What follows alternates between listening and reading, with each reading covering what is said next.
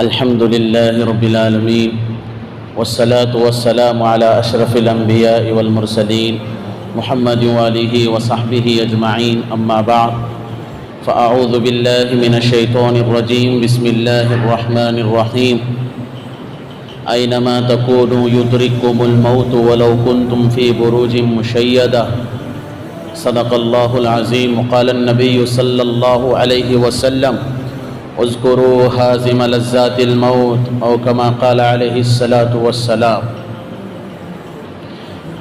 اللہ کا فضل، اللہ کا کرم ہوا کہ اللہ تعالیٰ نے ہم تمام کو جمعہ کی مجلس میں بیٹھنے کی توفیق عطا فرمائی۔ خیر کن اے فلاں و غنیمت شمار عمر، خیر کن اے فلاں و غنیمت شمار عمر، زام بیشتر کے بانگ بر آیت فلاں نمانت۔ میرے محترم بزرگوں اور عزیز ساتھیوں، ہر چیز ہمیں یاد ہے لیکن ایک چیز کو ہم بھول چکے ہیں۔ ہر چیز ہمیں یاد ہے، ایک چیز کو ہم لوگ بھول چکے ہیں۔ ہر چیز ہمارے سامنے ہے، ایک چیز ہمارے پیٹھ کے پیچھے ہے۔ ہر ضرورت ہمارے سامنے ہے، ایک ضرورت ہماری پیٹھ کے پیچھے ہے۔ ہر چیز ہمیں اچھی نظر آ رہی ہے اور یہ کڑوی چیز ہمارے پیٹھ کے پیچھے ہے۔ اگر ذرا سا ہم اپنے ذہن کو دوڑائیں گے تو ہم اسے موت کہیں گے۔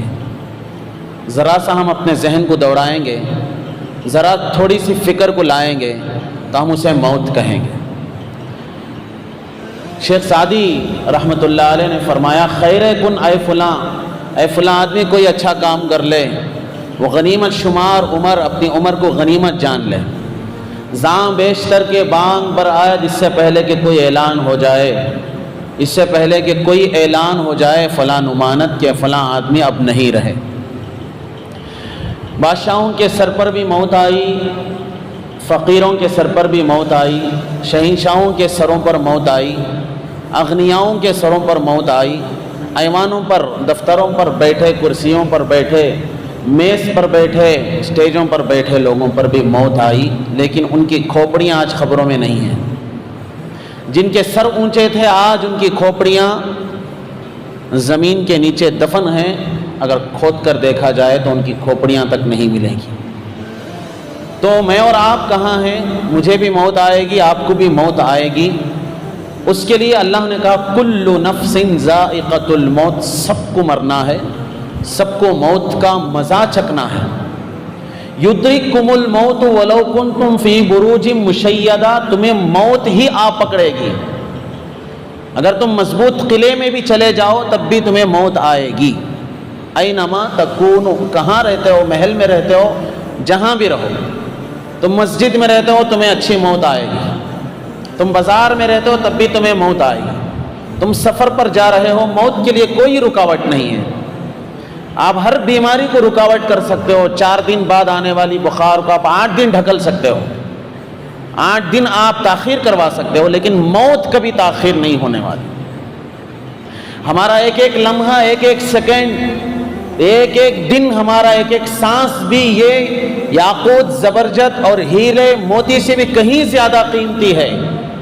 موت ہمیں آ کر ہی رہے گی، کسی بھی حالت میں ہمیں آ کر رہے گی۔ ہم نے ہر چیز کو یاد رکھا ہے لیکن موت کو یاد نہیں رکھا، موت کے خوف کو یاد نہیں رکھا، موت کی سختی کو یاد نہیں رکھا، موت کے وقت آنے والی پیاس، ہونے والی پیاس کو یاد نہیں رکھا، موت کے وقت منہ میں ہونے والی کڑواہٹ کو یاد نہیں رکھا، موت کے جھٹکے کو یاد نہیں رکھا۔ اور کوئی موت کی خواہش نہیں کرتا، موت کی کوئی خواہش نہیں کرتا، اور یہ دنیا کی سب سے بڑی حقیقت ہے۔ کوئی مسلمان ہو، کوئی ہندو ہو، کرسچن ہو، نصارہ ہو، جین ہو، کسی بھی مذہب سے تعلق رکھنے والا ہو، اس حقیقت کو کبھی جھوٹ نہیں بول سکتا۔ یہ تو آنے والی ہے، یہ آ کر رہے گی۔ اور ہم لوگوں کو اس بات پر بڑا افسوس کرنا چاہیے کہ ہم دنیا میں اتنا مگن ہو چکے ہیں کہ ہم ایسی چیز کو بھلا چکے جو ایک حقیقت ہمارے سروں کے اوپر ہی کھیل رہی ہے، سروں کے اوپر کھیل رہی ہے، وقت نہیں ہے کسی کا۔ اللہ چاہتا تو اپنے نیک بندوں کو وقت مقرر کر دیتا کہ نیک بندوں کو اتنی دیر میں موت آئے گی، خراب بندوں کو جلدی آ جائے گی، کچھ نہیں بتایا اللہ نے۔ نبیوں کو تک نہیں بتایا، صحابہ کو تک نہیں بتایا، تابعین کو نہیں بتایا، تبع تابعین کو نہیں بتایا، اور اولیاء کو، صلحاء کو، اکابرین کو نہیں بتایا تمہیں موت کب آئے گی۔ 1 منٹ پہلے بھی پتہ نہیں چلتا، بس بے قراری بے قراری۔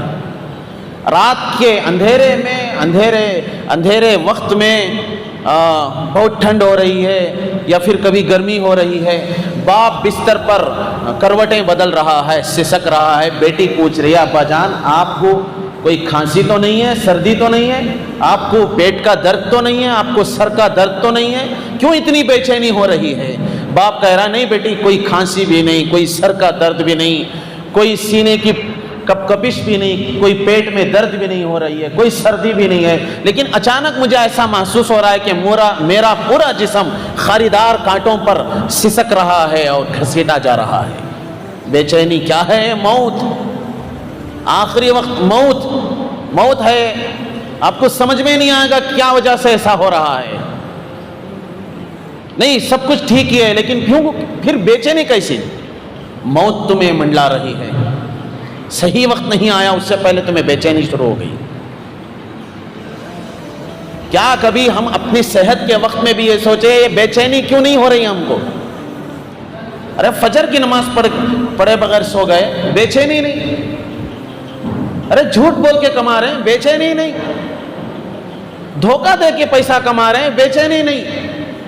احساس نہیں کہ فرشتوں کے ڈنڈے پڑنے والے ہیں، خبر میں سانپ بچھو ہمیں نوچ کر کھانے والے ہیں، بے چینی نہیں؟ اللہ کی قہر زدہ نظریں ہم پر پڑنے والی ہیں، بے چینی نہیں؟ وہ ایمان نہیں ہے، مکمل ایمان نہیں ہے، مکمل خدا کا خوف نہیں ہے، یعنی تو پھر خدا پر مکمل محبت نہیں ہے، اس وجہ سے بے چینی نہیں ہے۔ اگر سچے معنوں میں بے چینی ہوتی ہے تو مسلمان ہونے کی حیثیت سے مکمل طریقے پر وہ با ایمان ہوتا اور حلال پر رہتا، دھوکہ نہیں دیتا تھا، ایسا جھوٹ نہیں بولتا تھا، کیونکہ موت ہمارے پیٹھ کے پیچھے ہے اور ہم یہ سمجھ چکے ہیں وہ ہمیں دیکھ نہیں رہی ہے، ہمیں نہیں پکڑے گی۔ ارے تو ہم تو ہٹے گھٹے ہیں، ہم تو اچھے خاندان والے ہیں، ہمارا اچھا دکان مکان ہے، ارے کچھ بھی ہو تم کو 1 دن بھی نہیں رکھیں گے اس مکان کے اندر، 1 دن بھی آپ کو اس مکان میں نہیں رکھا جائے گا، اور آپ کا نام تک نہیں لیا جائے گا، پوچھا جائے گا میت کو کب اٹھا رہے ہیں۔ ارے احساس پیدا کرو اپنے اندر احساس کرو۔ آج سے 50 سال پہلے آپ کے درمیان جتنے بزرگ تھے کیا آج وہ ہیں؟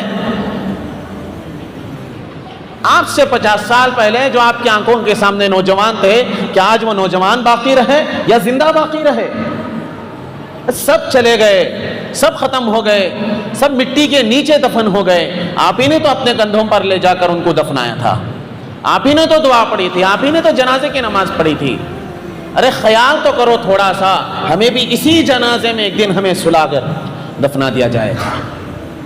اس احساس کو پیدا کرو۔ اگر یہ احساس جس دن پیدا ہو جائے نا، 5 وقت کی نماز برابر پڑھیں گے، چھوڑیں گے نہیں، بھوکے رہ جائیں گے، حرام کا نہیں کھائیں گے، بھوکے رہ جائیں گے، جھوٹ بول کر نہیں کمائیں گے۔ اگر یہ احساس پیدا ہو گیا، بھوکے رہ جائیں گے لیکن کسی کو دھوکہ نہیں دیں گے، زبان بند کر لیں گے، جھوٹ نہیں بولیں گے، زبان بند کر لیں گے، کسی کی غیبت نہیں کریں گے۔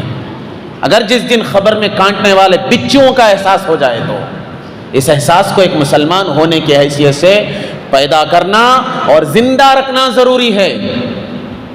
ادخلوا فی السلم کافہ، کیوں کہ اللہ بار بار نصیحت، ارے مکمل ایمان میں داخل ہو جاؤ، مکمل مسلمان بنو، مکمل مومن بنو۔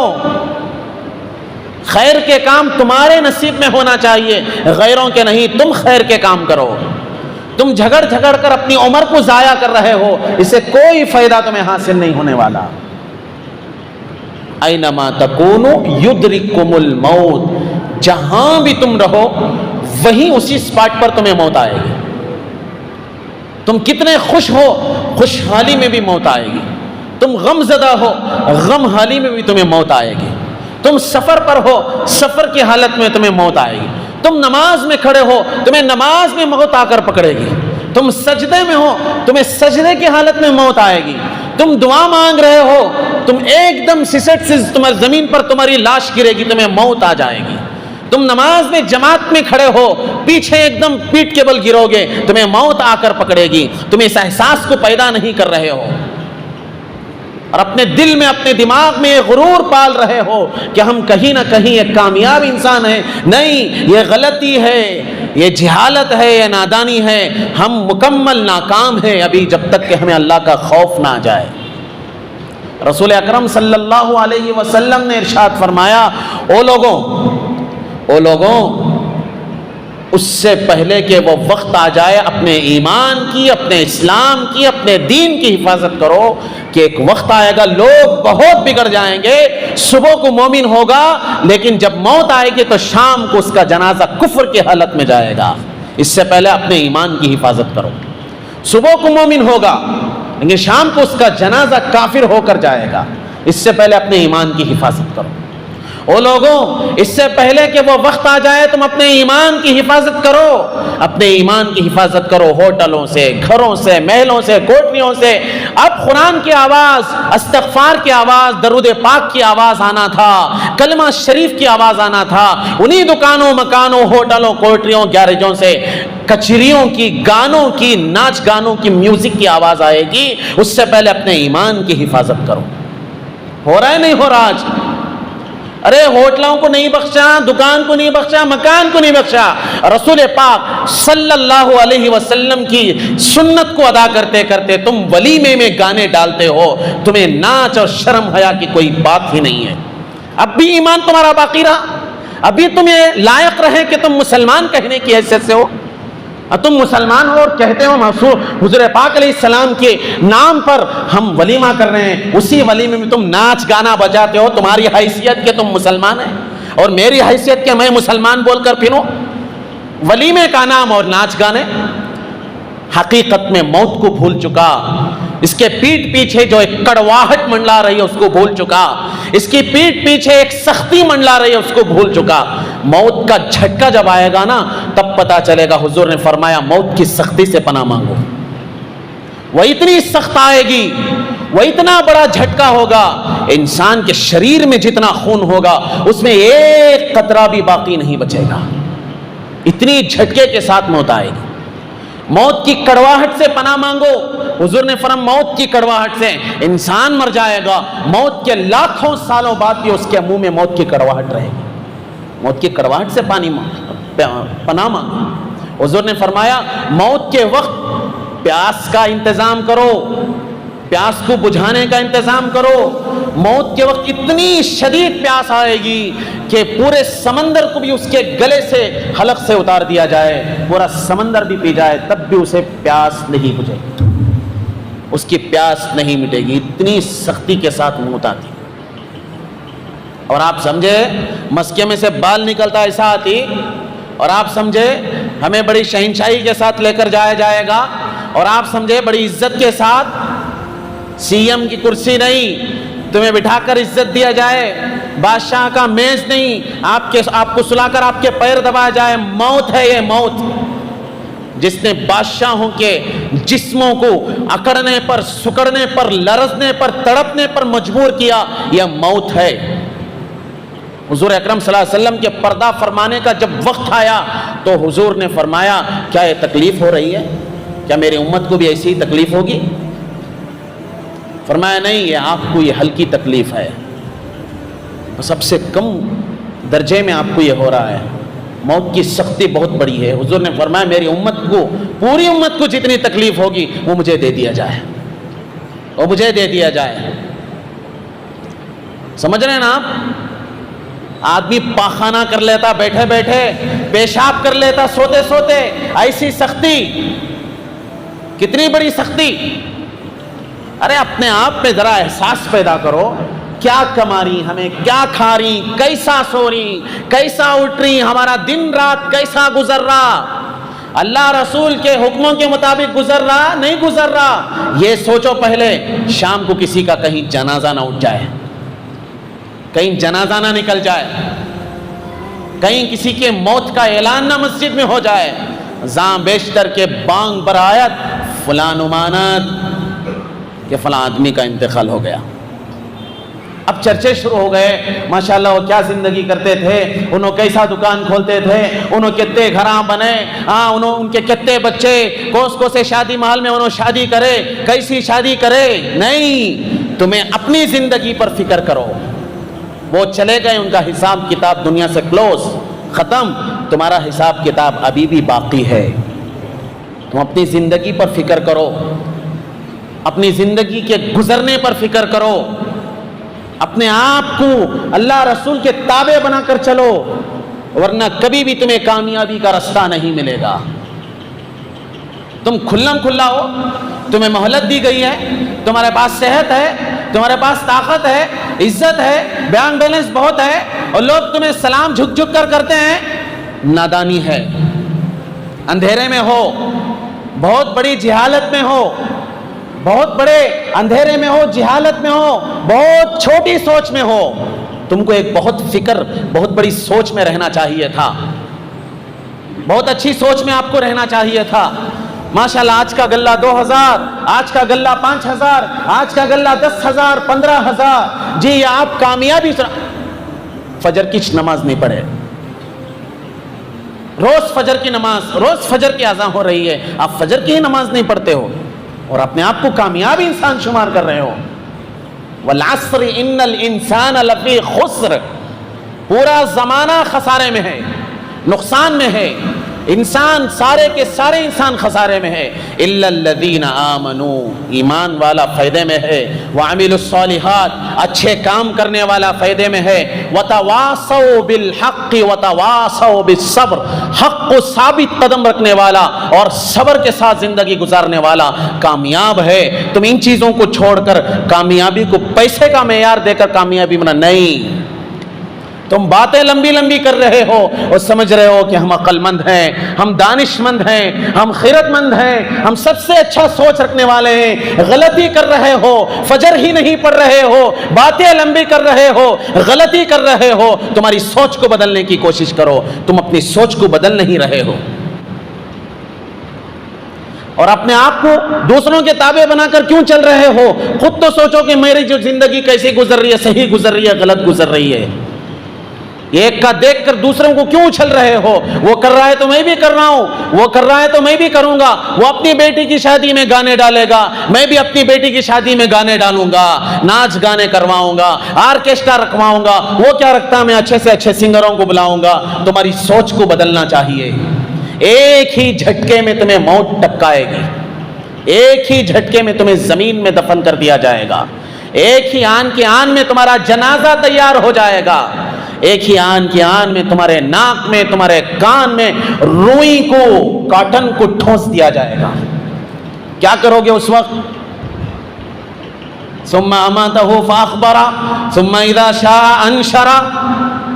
موت آئے گی نا تم کو، اس کے بعد تو تم زندہ نہیں ہونے والے۔ یہ ہاسپٹل نہیں ہے تمہیں کوئی ڈاکٹر گارنٹی دے رہا ہے اچھے ہو جائیں گے، آل از ویل، تم اچھے ہونے والے ہو۔ یہ موت ہے، اس کے بعد تم کبھی زندہ نہیں ہونے والے ہو۔ تو سمجھنے کی کوشش کرو، اپنے اندر احساس پیدا کرنے کی کوشش کرو۔ کیا حرام کیا حلال کوئی تمیز نہیں ہے۔ مسلمان ہیں، بدتمیز مت بنو، تمیز والی زندگی گزارو۔ تمہارے حلال تر تمہیں ثواب ملے گا، حرام پر پابندی ہے۔ تمہارے سچ پر تمہیں نیکی ملے گی، جھوٹ پر پابندی ہے۔ تمہاری امانت داری پر تمہیں ثواب ملے گا، دھوکے پر پابندی ہے۔ تم مسلمان ہو اس لیے پابندی ہے۔ تمہارے دل میں ایمان ہے، کلمہ ہے جو ساتوں آسمان اور زمین کی وزن اور اس کی قیمت سے بھی بڑھ کر ہے، تمہارے دل میں ہے، اور اسی کلمے کی بنیاد پر تمہیں جنت میں داخلہ کیا جائے گا، اسی کلمے کی بنیاد پر تمہیں جہنم سے بھی بچایا جائے گا۔ تمہارے دل میں ایمان ہے، اس ایمان کی قدر کرو، اور موت سے پہلے موت کی تیاری کرو۔ یہ حضور پاک علیہ السلام کا ارشاد ہے، موت کی تیاری، خبر کی تیاری، حشر کی تیاری، آخرت کی تیاری کرو۔ کس کی تیاری کر رہے ہو؟ کس کی تیاری کر رہے ہو؟ مکان بنا کر مکان کی۔ غوث پاک رحمت اللہ علیہ نے ارشاد فرمایا، مکان بنا رہا ہے، مکان بنا رہا ہے، بنا تو مکان بنا کے مر کے جائے گا، تجھے حساب دینے گا، اور اس مکان میں کوئی اور اچھی زندگی کرے گا۔ یہ غوث پاک رحمت اللہ علیہ نے فرمایا، مکان تو بنا، جا کے تو حساب دی، کوئی اور جیے گا۔ حلال حرام کی تمیز کیے بغیر مکان بنایا، حساب تو مکان بنانے والے کو دینا پڑے گا، کوئی اور زندگی گزارے گا اس آشیانے میں۔ چھوٹا واقعہ بول کر میں اپنی بات کو مکمل کرتا ہوں۔ حضرت مولانا رومی رحمۃ اللہ علیہ نے اپنی کتاب میں ایک واقعہ لکھا ہے۔ ایک بکریاں چرانے والا بکریاں چرا رہا تھا جنگل کے کنارے میں۔ تو ایسا ہوا کہ ایک بکری نکل کر اچھل کود کر اندرونی جنگل میں چلی گئی، اور یہ کبھی اندر کے جنگل میں نہیں گیا تھا، اور بکری کو لانے کے پیچھے اسی کی فکر میں بکری کے پیچھے چلا گیا۔ اندر دیکھا تو گھنا جنگل تھا، تھوڑا سا اندھیرا تھا، اور اس اندھیرے میں کچھ چمکتی ہوئی چیزیں، کچھ پتھر نظر آئے، اور اس نے دیکھا کہ یہ پتھر چمک رہے ہیں، میں اسے اپنے گاؤں کو لے کر جاؤں گا۔ اس نے اپنے دامن میں جتنے پتھر ما سکتے تھے، حقیقت میں وہ ہیرے تھے، ان ہیروں کو اس نے اپنے دامن میں سمٹ لیا اور لے کر گھر آیا۔ جاہل تھا، گوار تھا، ان پڑھ تھا، پتھروں کی قیمت معلوم نہیں تھی کہ ہیرے ہیں، وہ بیچارہ اس کو پتھر سمجھ رہا تھا۔ اس لیے بولتے ہیں نا، اچھے لوگوں کی صحبت میں بیٹھو تمہیں وہی اثر ملے گا۔ یا ایھا الذین آمنوا اتقوا اللہ، اے ایمان والو اللہ سے ڈرو، وکونوا مع الصادقین، صحبت سچوں کی کرو۔ اللہ سے ڈرو، صحبت سچوں کی کرو۔ کاراں والوں کے پاس کاراں کی بات کریں گا، کار لینے کی فکر کریں گا، گھراں بنانے والے کے پاس جا کو بیٹھیں گا، گھر بنانے کی فکر کریں گا، دکان والے کے پاس جا کو بار بار دکان کی بات کریں گا، دکان بنانے کی فکر کریں گا، قرآن پڑھنے والے کے پاس بیٹھیں گا، قرآن پڑھنے کی فکر کریں گا، مسجد والوں کے پاس بیٹھیں گا، مسجد میں جانے کی فکر کریں گا، نمازی سے دوستی کرے گا، نماز پڑھنے کی فکر کرے گا، قبرستان جاتا رہے گا، اپنی موت اور آخرت کی فکر کرے گا۔ یا ایھا الذین آمنوا اتقوا اللہ، اے ایمان والو اللہ سے ڈرو، وکونوا مع الصادقین، سچوں کی صحبت اختیار کرو۔ جیسا دوست ویسی زندگی اس کی گزرے گی۔ اور یہ جو آدمی تھا چمکتے پتھروں کو لے کر آیا، معلوم نہیں تھا کہ ہیرے ہیں، لے کر اپنے گھر کی طرف آیا اور دیکھا کہ اتنے سارے پتھر ہیں، کوا بازی کروں گا کیٹریبل سے۔ تو ایک ایک پتھر لیتا گیا، کووں کے ساتھ کھیلتا رہا، پورے پتھر ختم ہو گئے۔ ارے دنیا کی جتنی بڑی قیمتی چیز ہے ان میں سب سے قیمتی ہیرا تھا وہ، اور کئی ہیرے اس کے حق میں آئے تھے، اور آخری پتھر تھا، اڑانے والا تھا، وہاں سے ایک جوہری گزرا۔ جوہری بولتے ہیں ہیرا پہچاننے والا، سونا پہچاننے والا، قیمتی چیزوں کو پہچاننے والا۔ تو وہ جوہری ابھی وہ اڑانے ہی والا تھا کہ وہ اس کے ہاتھ کو پکڑ لیا۔ بھائی یہ کیا کر رہے ہو؟ یہ تو قیمتی پتھر ہے، جانتے ہو اس کی قیمت کیا ہے؟ تمہارے گاؤں میں اس کی کوئی قیمت نہیں دے سکتا، اس کی کوئی قیمت نہیں لگا سکتا، اتنا قیمتی پتھر ہے، تم اسے اڑا کر کوا بازی کر رہے ہو؟ تو ارے روکو، اس کی بہت بڑی قیمت ہے۔ جو پتھر اڑا رہا تھا اپنے سر کو پکڑ کر روتے ہوئے بیٹھ گیا، رونا شروع کر دیا۔